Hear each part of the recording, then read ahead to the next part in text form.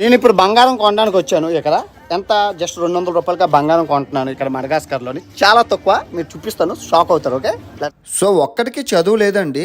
100 రూపాయలకి 200 రూపాయలకి బంగారం అమ్మేస్తున్నారు. ఆ గిన్నెల్లో ఉన్నది 100 200 అంతే. పాపం పంట రైతులు బంగారం తేవడం, ఆడికి అమ్మేది వెళ్ళిపోవడం. నేను కొనుక్కున్నాను 200 రూపాయలకి, అదంతా నాదే 200 రూపాయలకి. ఓ సవగ్గా బంగారం కావాలంటే మడగాస్కర్ రండి అమ్మా, సవకే సవక 200 రూపాయలకి బంగారం కన్నాడు ప్రపంచ యాత్రికుడు కేక. సో యాక్చువల్గా 200 రూపాయలకి నాకు ఇది ఇస్తున్నారు. ఇదిగోండి, ఈ పౌడర్ ఇచ్చారు. నాకు ఇది వద్దు, మొక్క కావాలి, తీసుకెళ్తాను ఇండియా కంటే అది ఇస్తాను అన్నారు. ఇది కదా, ఇదిగోండి చూసారు కదా బంగారం. ఏంటి బంగారం కొనిసాను, ఇదిగో చూపిస్తాను, ఆగండి. సో నేను 200 రూపాయలకి బంగారం కొన్నానండి.